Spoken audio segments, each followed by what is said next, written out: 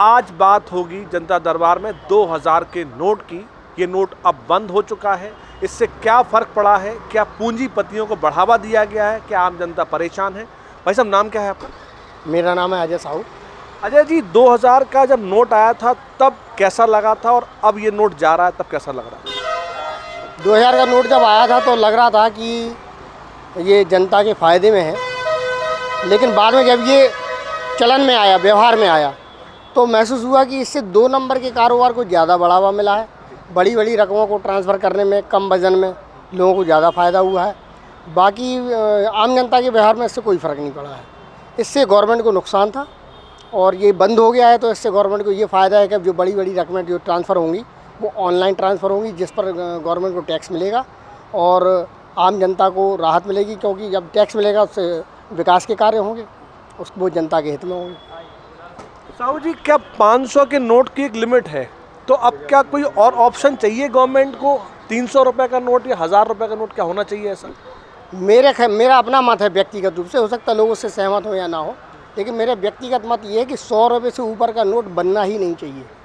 100 रुपये से ऊपर की सारी करेंसी, जितना भी लेन देन हो, वो सारा ऑनलाइन होना चाहिए और 100 रुपये से नीचे का नोट व्यवहार में आना चाहिए, ताकि वो गरीब आदमी अपना जो ऑनलाइन ट्रांजैक्शन नहीं कर पा रहे हैं उनके लेन देन के लिए 100 रुपये से नीचे के नोट चालू रहना चाहिए। 500 रुपये का नोट भी मेरे ख्याल से बंद हो जाना चाहिए। सॉरी, नाम क्या है पूरा आपका? उदय कुमार सोनी, अध्यक्ष सीपी सराफा व्यापार मंडल। उदय जी, 2000 रुपये का नोट बंद हो गया। 2000 रुपये के नोट को बंद करने का क्या मकसद गवर्नमेंट का पूंजीपतियों को लाभ पहुंचाना है, आम जनता को परेशान करना है, या क्या लगता है आपको? 2000 का नोट जो उन्होंने चलाया था उसके पीछे केवल मंशा इस बात की थी सरकार की कि जब उन्होंने नोटबंदी की तो एकदम बहुत सारे नोट नहीं छापे जा सकते हैं। उसके विकल्प के रूप में उन्होंने 2000 के नोट चलाए और 2000 के नोट चलाने के बाद जैसे ही उनका हिसाब किताब सही आ गया, रूटीन में आ गया, तो उन्होंने 2000 के नोट बंद करके फिर से उसी रूटीन पर आ गए वो कि अब हमें जो है 500 रुपये का और या इससे नीचे के नोट चलाना चाहिए। हमारे धंधे में अधिकांश सराफा व्यवसाय में क्या होता है कि 100 रुपये या 50 रुपये के जो नोट होते हैं वो इतने नोट हो जाते हैं कि जिसमें गिनने में भी दिक्कत होती है और लाने ले जाने में भी बहुत बड़ा रिस्क रहता है। तो 500 रुपये का नोट जो है पर्याप्त है, इससे ऊपर तो फिर प्रॉब्लम आना चालू हो जाती है। नहीं, बड़े उद्योगपति जो व्यापार कर रहे हैं अपना, क्या फ़र्क पड़ेगा उनको इससे? अब बड़े उद्योगपतियों के लिए तो केवल यही होना है कि उनका जो नोटों का आवागमन की स्थिति है वो थोड़ी सी डिफ़िकल्ट हो जाती है, लेकिन उसके लिए आज जो सरकार डिजिटल करेंसी चला रही है, उस डिजिटल करेंसी जो है नंबर 1 में सबसे अच्छा रास्ता है और उस रास्ते से क्या होता है कि सारा नंबर 1 में होता है और लाने ले जाने का रिस्क भी ख़त्म हो जाता है। संतोष साहू जी, क्या लगता है आपको 2000 का नोट बंद करना कितना सही निर्णय है गवर्नमेंट का? देखिए, जब एक समय था जब हमारे देश में केवल नोट ही एक पैसे का लेन देन जो था वो केवल नोट के माध्यम से ही होता था, पर आज जो हमारा देश है जिस समय से गुजर रहा है उस समय में एक डिजिटल जो हमारी डिजिटल मनी है उसका भी एक बड़ा ट्रांजैक्शन देश के सामने आया है और आम से आम, छोटे से छोटा व्यापारी, मैं समझता हूँ आलू बेचने वाला, सब्जी बेचने वाला, फल बेचने वाला और बाल काटने वाला नाई, सभी छोटे छोटे दुकानदार, छोटे छोटे व्यापारी भी अब डिजिटल पेमेंट स्वीकार करने लगे हैं और छोटे छोटे स्टूडेंट, सभी लोग, हर वर्ग, बुजुर्ग, बड़े, पढ़े लिखे, अनपढ़, सभी लोगों में मैं देख रहा हूँ कि जो ग्राहक के रूप में आते हैं वो डिजिटल पेमेंट को ज़्यादा प्रेफर करने लगे हैं। तो मैं समझता हूँ कि अब नोटबंदी, किसी भी नोट के बंद होने से उतनी हाहाकार नहीं मचेगी जो एक समय में जब पहली बार 500 का और 2000 का नोट, 1000 का नोट बंद हुआ था तो आप देखेंगे पूरे देश में एक हाहाकार की स्थिति मच गई थी। लेकिन अब कोई भी नोट बंद होता है या कोई भी चीज़ इस तरीके की आती है सरकार की तो बहुत ज़्यादा फ़र्क नहीं पड़ता है, क्योंकि अब इलेक्ट्रॉनिक जो हमारा ट्रांसफ़र होने लगा है पैसे का वो बहुत महत्वपूर्ण है और उससे बहुत राहत मिली है। और मैं समझता हूँ कि नंबर 1 का व्यापार करने वालों के लिए वह एक मतलब आशीर्वाद, एक कहना चाहिए वरदान स्वरूप है और उसी पैसे के लेन देन से सरकार को प्रॉपर टैक्स भी मिलता है, हम लोगों को भी अपना हिसाब किताब रखने में आसानी होती है। कुल मिला के बड़ा नोट बंद होने से मैं समझता हूं कि सरकार का, देश का और व्यापारी का, सभी का लाभ है। इसमें कोई किसी का अनहित नहीं मुझे नज़र आता है। अच्छा, नाम क्या है आपका? राकेश दुबे, महामंत्री किराना व्यापार मंडल से। राकेश जी, 2000 का नोट जब आया था और अब चला गया है, क्या मन में है? व्यापारी वर्ग क्या परेशान हो गया है? क्या पूंजीपतियों को आगे बढ़ाया जा रहा है? क्या लगता है आपको? 2000 के नोट से 2 नंबर के काम थोड़ी अंकुश लगेगा, और दूसरी बात, बड़े व्यापारी जो 2 नंबर के करते उनका अंकुश जो 1 नंबर का करता उसमें कोई दिक्कत नहीं होती। और जो बड़े बड़े जो क्या बोलते हैं आप, जो ऐसे नेता वगैरह, इन पर थोड़ा अंकुश लगेगा, क्योंकि बड़े ही रकम ले जाने में दिक्कत होती थी। आजकल सब ऑल इंडिया में भी अब ऑनलाइन होने लगा है, किसी को कोई दिक्कत नहीं है। अब 2000 के नोट भी बंद हो जाएंगे, कोई दिक्कत नहीं है। बाज़ार में 500 का नोट चल जाए पर्याप्त है। हम तो ये कह रहे हैं 200 को 100 का नोट चले वो अच्छा है, क्योंकि नोट ले जाने ले आने में दिक्कत भी नहीं होए और ना किसी की दुर्घटना होती है इस जगह। इसलिए शासन की भी फ़ायदा है और व्यापारी वर्ग को भी फ़ायदा होगा। जी, मेरा नाम वैभव जैन है, मैं सराफा व्यापारी हूँ साथी से। जैन साहब, कैसा लग रहा? 2000 रुपये का नोट बंद हो गया, कितनी तकलीफ है व्यापारी वर्ग को इस बात से? व्यापारी वर्ग को तकलीफ़ तो है इस चीज़ से।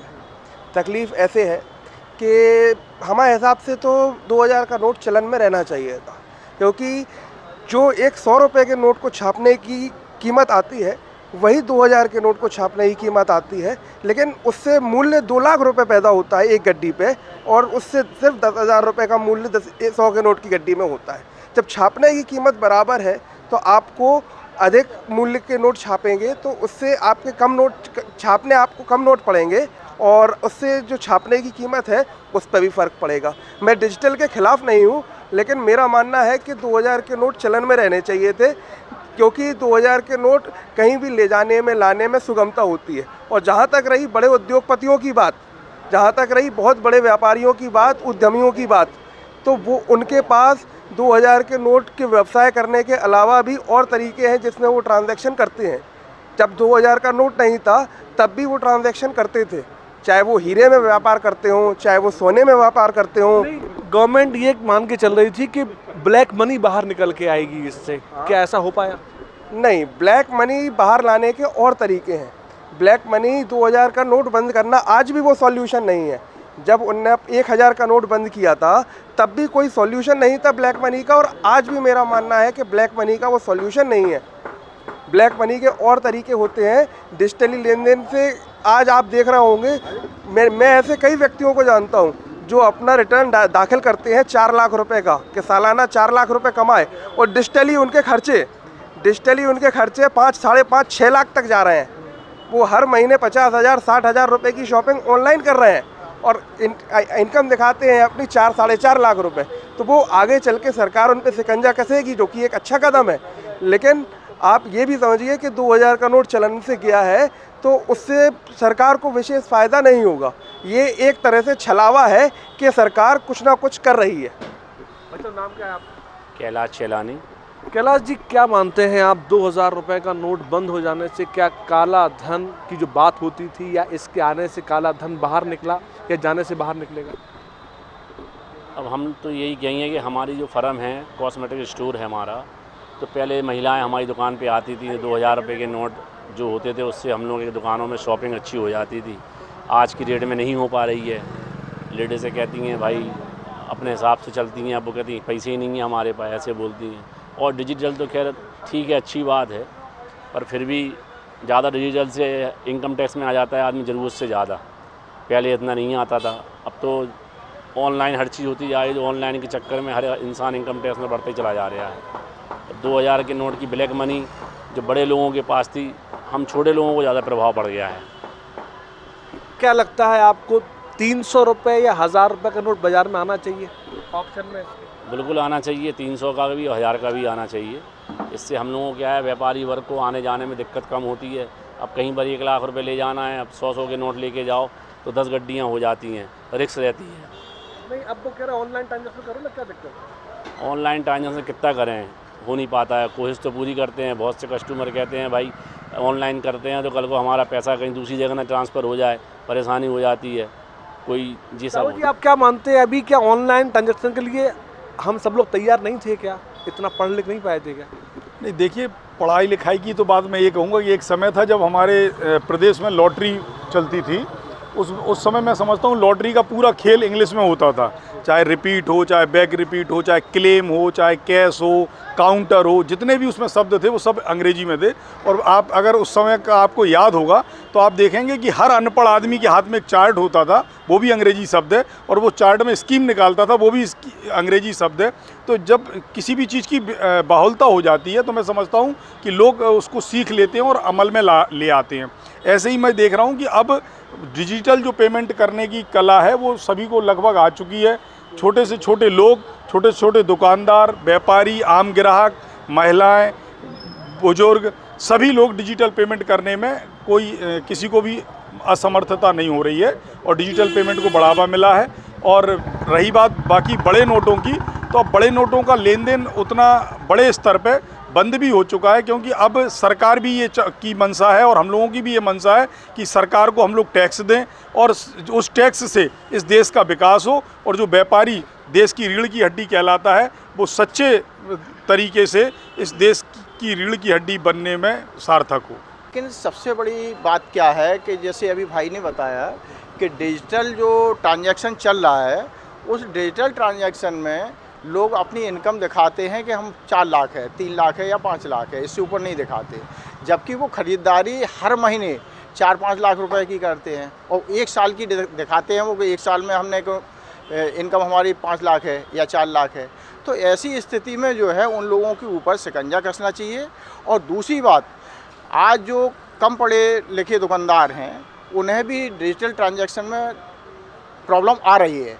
उस प्रॉब्लम में जो है जो डिजिटल अपराध है, उस अपराध के ऊपर सरकार जो है शिकंजा नहीं कसे हुए है। तो हमारा मानना है कि ऐसी स्थिति में सरकार को सक्रिय होना चाहिए कि अगर किसी के साथ डिजिटल अपराध होता है तो उस अपराध को सक्रियता से देखें और उसका पैसा वापस कराएं। जबकि हमारी नज़र में अभी तक ये आया है कि जैसे उन्होंने 133 नंबर या 130 नंबर या 930 नंबर जो अपने वो दिए हैं, नंबर दिए हैं, उन पर भी कॉल करने के बाद 10-10 बार कॉल करते हैं, फिर भी नहीं लगता है। हम अपराध शाखा जाते हैं, वहाँ भी हमारी सुनवाई नहीं होती है, या सुनवाई होती है तो सिर्फ बातें ही बातें रहती हैं, लोगों का पैसा रिफंड नहीं होता है। इस पर सरकार को